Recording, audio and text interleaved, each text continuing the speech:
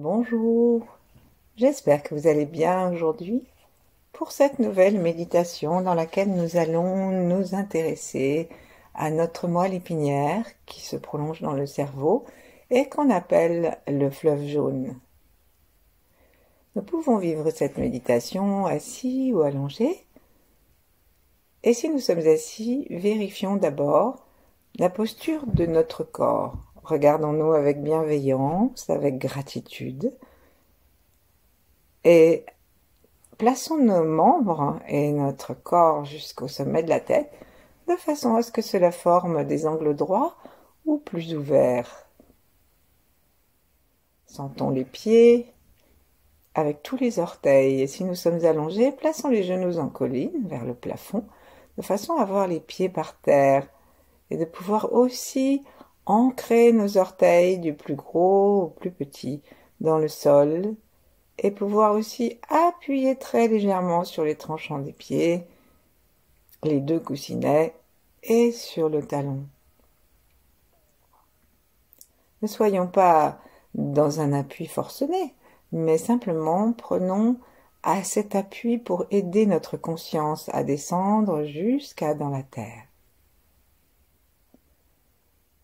Et sentir qu'à l'intérieur de la terre, une énergie pleine de douceur, une énergie yin, est disposée à monter à l'intérieur de nous.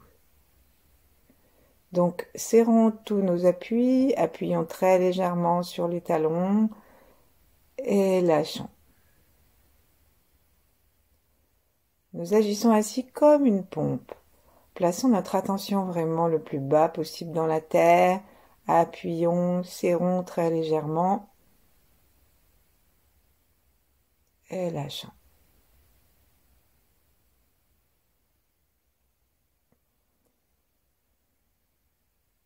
Nous pouvons choisir d'inspirer alors que nous serrons la plante de pied et que se tracte le périnée avec ses trois portes, porte anale, porte sexuelle et la porte du périnée proprement dit, qui est une porte énergétique seulement.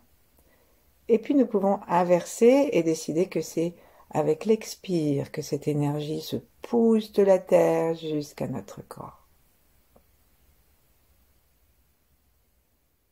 Quoi qu'il en soit, ne maintenons pas la pression tout le temps, mais seulement sur un des moments du souffle. Inspire ou expire, de même que l'appui que nous choisissons sur un des côtés pour mieux détendre sur l'autre versant du souffle. En même temps, vérifions que nous n'introduisons pas de barrage dans notre respiration.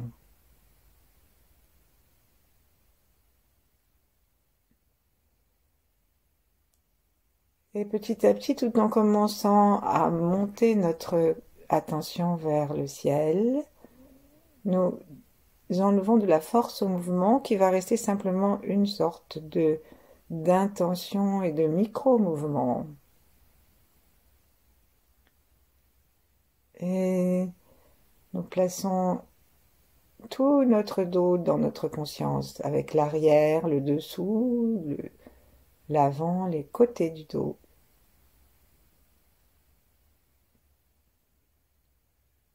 Nous regardons aussi notre souffle, comment il se place dans le tronc.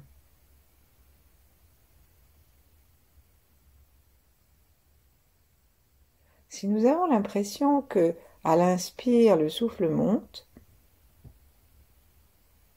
c'est que notre respiration est incomplète. C'est que nous respirons simplement du côté où, vers le haut, vers les clavicules, et encore pas jusque-là, mais au-dessus des mamelons, eh bien, nous inspirons, nous gonflons seulement ce petit bout de poumon.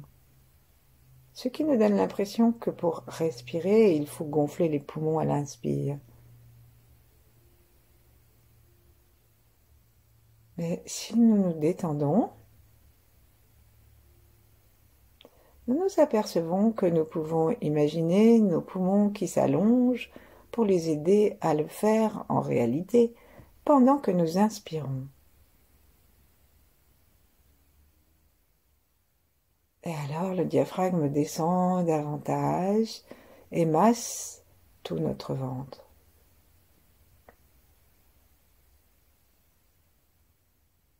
Et il nous permet de prendre confiance dans notre souffle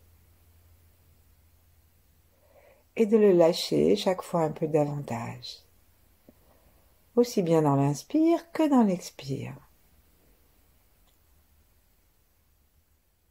Vérifions la posture de notre tête en imaginant un prolongement sur l'arête du nez qui doit arriver en face du nombril, comme nous l'avons fait dans la méditation d'hier d'ailleurs. Et justement, nous vérifions si ça part à droite ou à gauche parce que nous avons la tête un peu penchée, un peu tordue sur le sol. Eh bien, nous nous remettons dans l'axe.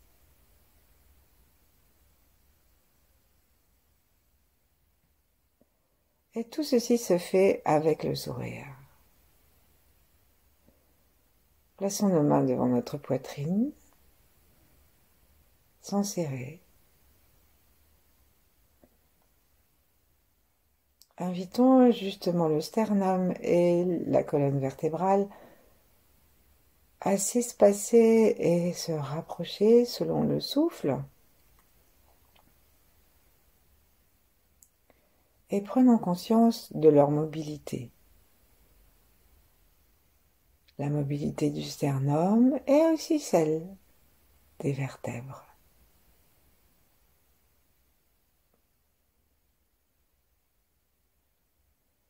Est-ce que nous pouvons bien lâcher l'expiration ?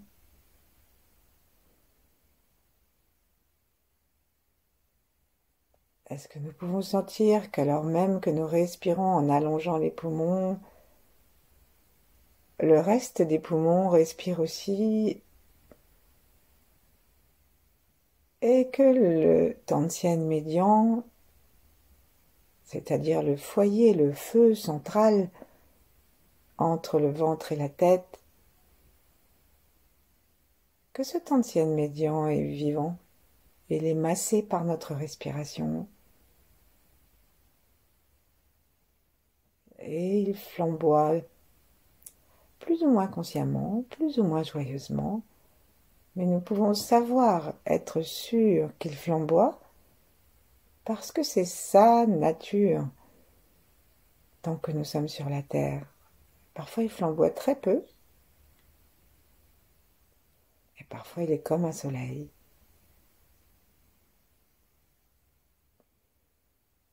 Invitons notre souffle à être de plus en plus détendu pour ne pas contraindre ce foyer, pour laisser de la place à l'intérieur de la poitrine pour ce centre d'énergie.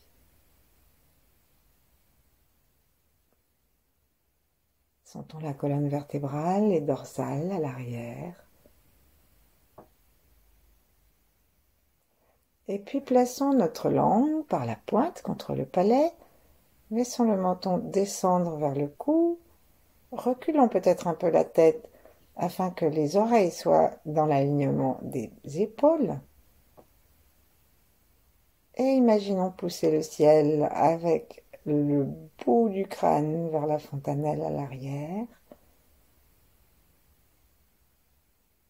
de façon à libérer toutes les tensions et les affaissements, tous les tassements de nos vertèbres. Les vertèbres cervicales d'abord, et puis toutes celles qui descendent dans le dos,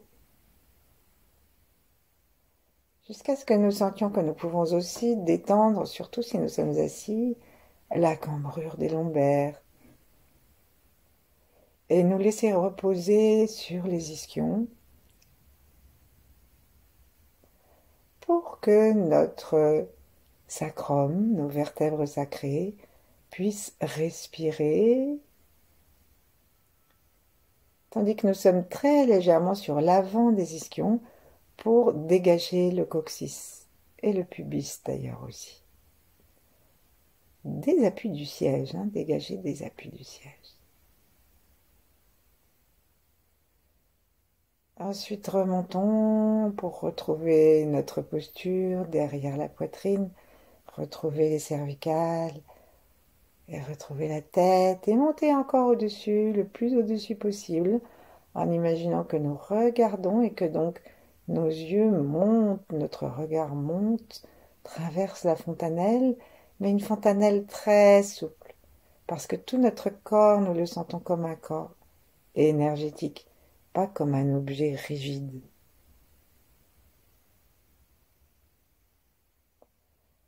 L'énergie va là où va la pensée.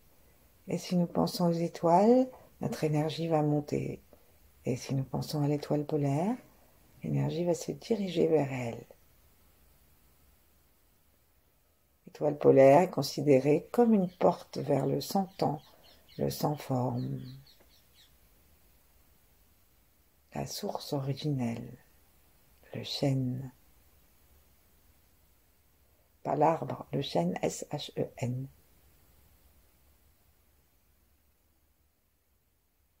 Imaginons cette sphère qui flamboie tout au-dessus de nous, cette lumière, et choisissons de l'inviter à l'intérieur de notre corps de façon à nous unifier entre ciel et terre, ce que les Chinois disent être la définition de l'homme, reine, pas comme une reine, mais R-E-N.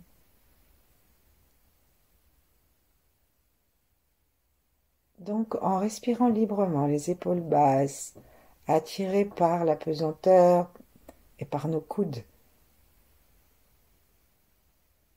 dans une souplesse du diaphragme consciente. Nous invitons, en montant nos yeux, l'énergie du ciel à descendre jusqu'à l'énergie de la terre. Et ensuite, alors que nous sommes dans la terre, nous invitons l'énergie de la terre à monter, faire un coucou au ciel.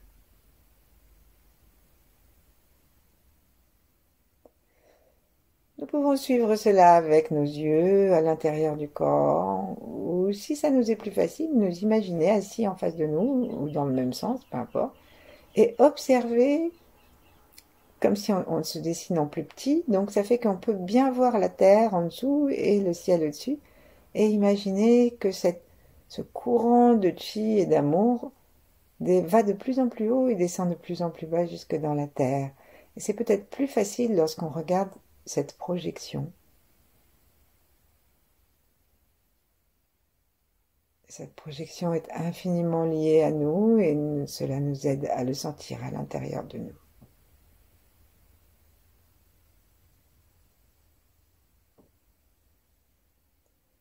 Regardons vers l'intérieur de nous. Fixons le noir à l'intérieur de nous. Comme dit Montag, look in the darkness. Regarde. C'est vraiment regarder dans la noirceur, dans les ténèbres, dans l'obscurité.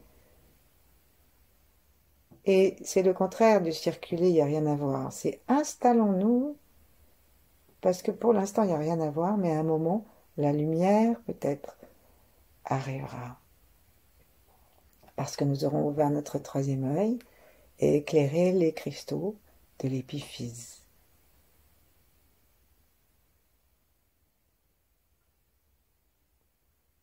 Et gentiment, nous allons nous relier maintenant aux 8 immortels et à d'autres grands êtres, tout en surveillant la paisibilité, la paix de notre respiration. Nous allons imaginer ces grands êtres au-dessus de nous. À Lourdes, il y a une image comme ça qui est assez connue. On voit la petite Bernadette qui regarde, la Vierge qui apparaît dans l'anfractuosité de la roche, et on voit qu'elle est au-dessus. C'est un symbole que l'énergie nous vient d'en haut. L'énergie nous vient de tout l'univers et s'adapte à notre corps, à condition que nous soyons détendus et librement ouverts aux fréquences les plus pures. Et à partir de là, nous pouvons sourire à ceux qui nous ont précédés, à ceux qui viendront après,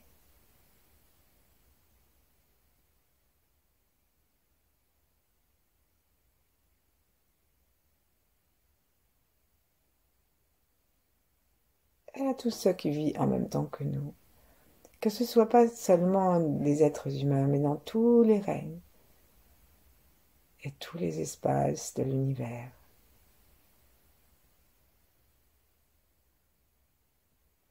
Et puis descendons nos mains, plaçons-les l'une contre l'autre ou l'une en face de l'autre, en tenant notre ventre entre nos avant-bras, puisque le ventre aime être touché et tenu. Si nous sommes assis, si nous sommes allongés, plaçons les mains sur notre corps où ça vient.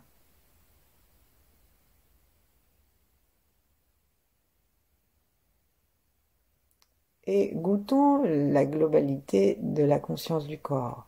Observons si nous avons perdu la conscience des pieds et le léger pompage, ou si nous y sommes restés fidèles.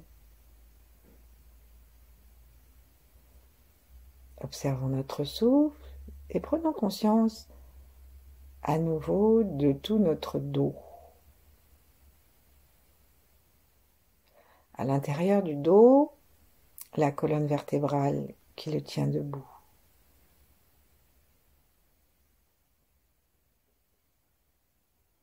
Sans la rectitude du sacrum, nous n'aurions pas de bassin, puisque les hanches s'accrochent au sacrum.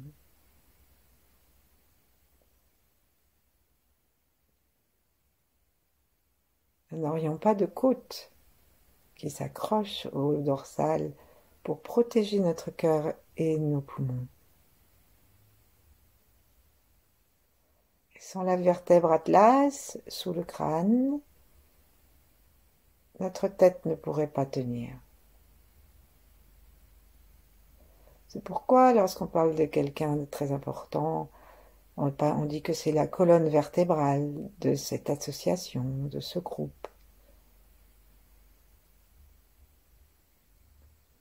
Et notre colonne vertébrale est habitée de la moelle épinière qui est de même tissu que celui du cerveau.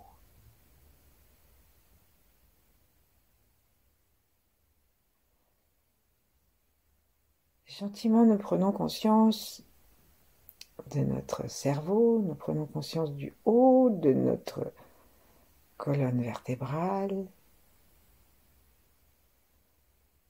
Et puis, on va jusqu'à Mingmen, jusqu'à la vertèbre qui se situe en face du nombril. Parce que le fleuve jaune se ramifie en de nombreux rues, en de nombreux ruisseaux, comme une sorte de queue de cheval, disent-ils, qui va après irriguer un peu partout vers le bas, mais qui cesse d'être complètement unifié.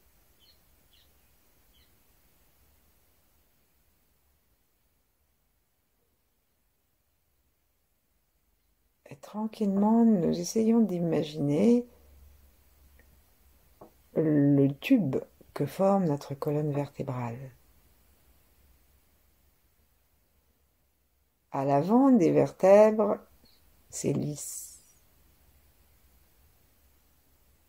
Et tous les organes peuvent s'appuyer contre elle sans peur. Il n'y a rien qui blesse. Et à l'arrière,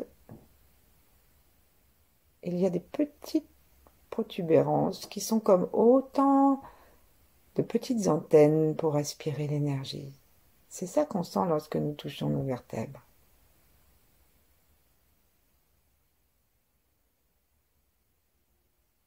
Sur les côtés aussi, bien sûr, on voit comment ça s'étale.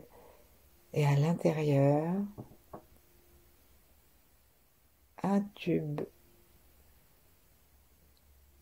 qui est la protection de la circulation de la moelle épinière et de l'énergie dedans.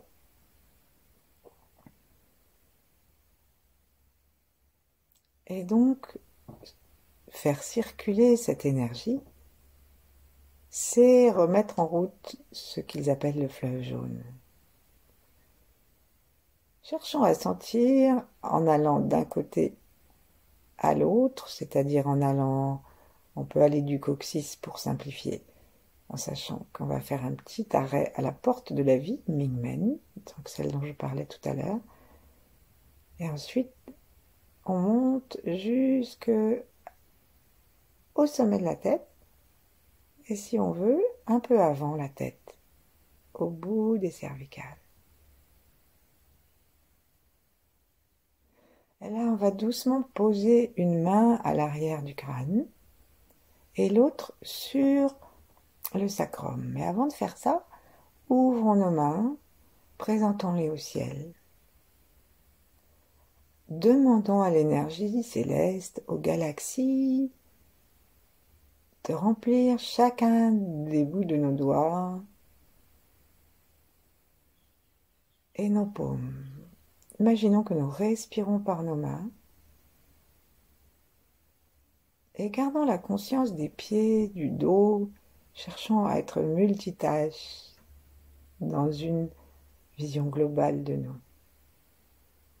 Ouvrons les paumes aussi et prenons conscience qu'elles sont directement par leur méridien en relation avec notre cœur, détendant le cœur.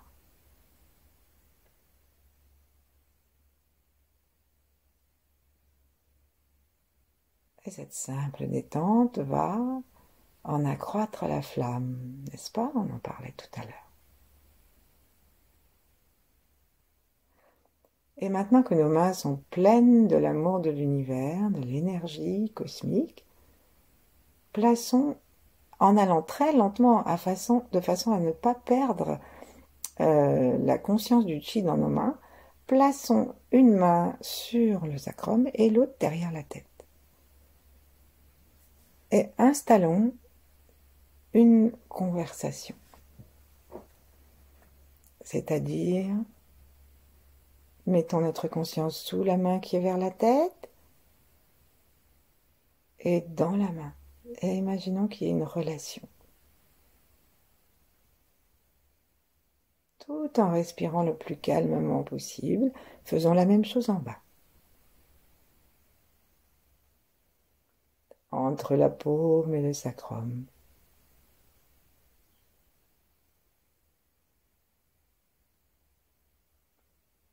Et peut-être que nous pouvons inviter une sorte de pulsation comme témoin de notre présence à ces endroits.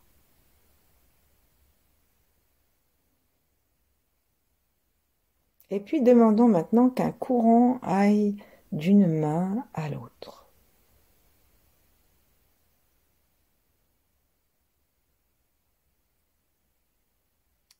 Inspirons en laissant le courant descendre, par exemple, à l'intérieur du tube.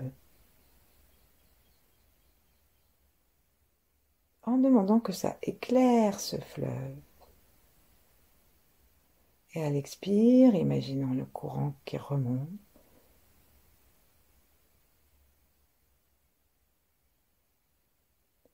Et recommençons ainsi plusieurs fois.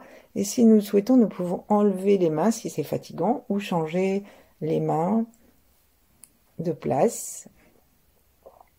Vérifions bien, surtout si nous sommes assis, que le fait de placer notre main derrière le crâne ne nous a pas invités à l'avancer. Restons le plus possible droit avec le menton dans le cou, sans forcer bien sûr, et un périnée et des pieds consciemment sur leurs appuis.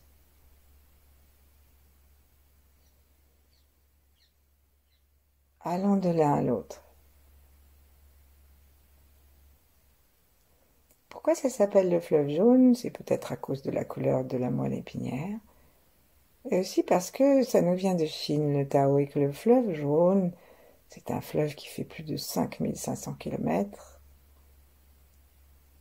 et qu'il est tout jaune parce qu'il charrie tous les limons, tous les alluvions qu'il ramasse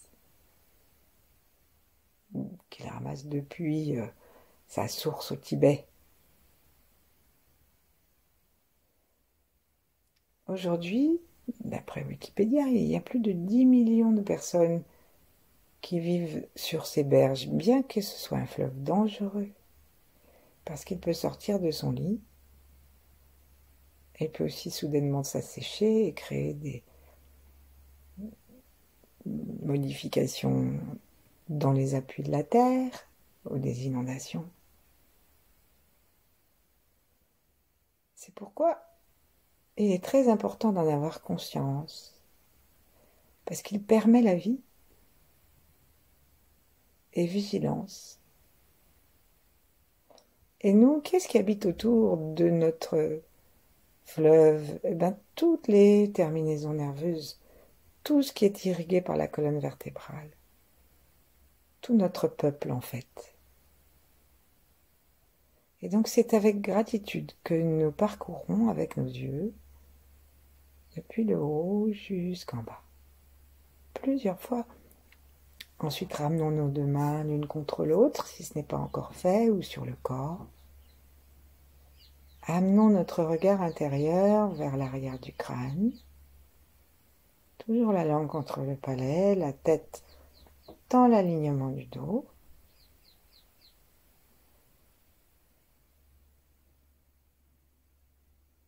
Et un instant, ne faisons rien que de chercher à avoir de notre dos une perception globale.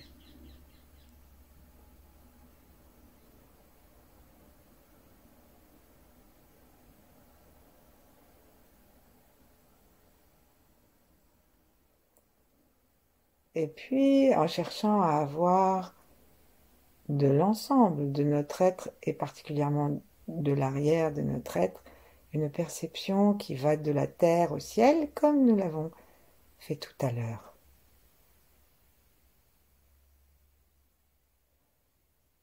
Demandons à l'énergie de la terre de monter à travers notre tube de fleuve jaune et demandons-lui de régénérer toute la moelle épinière.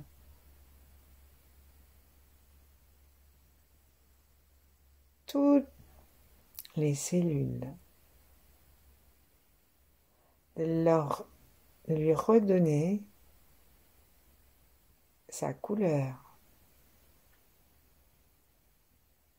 de lui redonner son pouvoir, sa jeunesse, jusque dans la tête. Montons jusque au-dessus de la tête, parce que l'énergie monte et descend librement.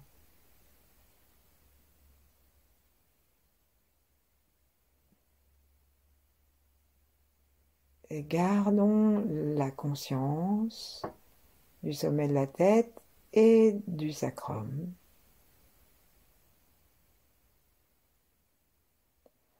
Pour continuer à inviter l'énergie à circuler à l'intérieur.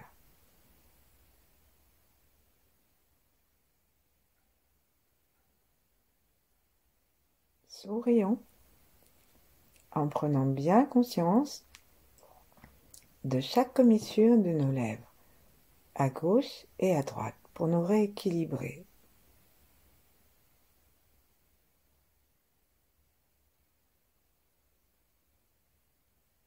Imaginons que nous respirons de façon équilibrée entre chaque commissure.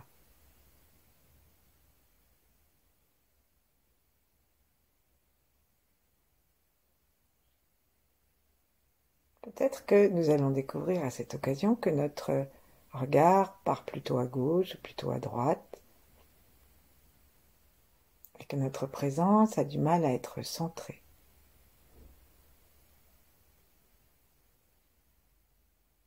Prenons à nouveau conscience de l'arête du nez au milieu, de notre nombril, de notre sternum, entre la droite et la gauche, le nez entre les deux yeux,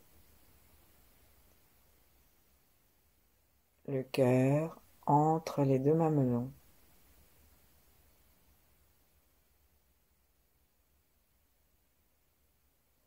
La prostate ou l'utérus entre les deux os iliaques. et la racine des jambes.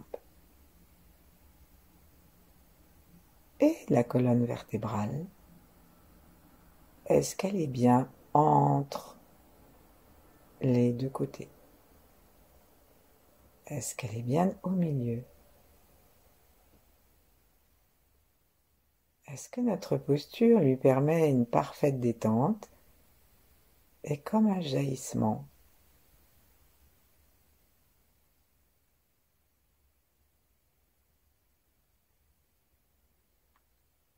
Inspirons l'énergie à l'intérieur de la colonne vertébrale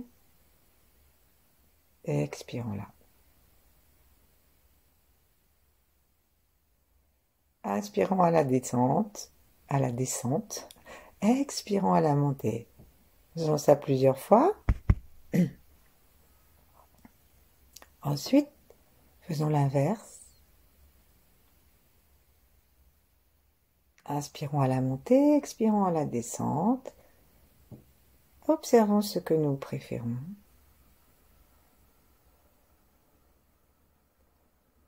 Invitons l'énergie à continuer ce mouvement sans que nous y prêtions trop d'attention.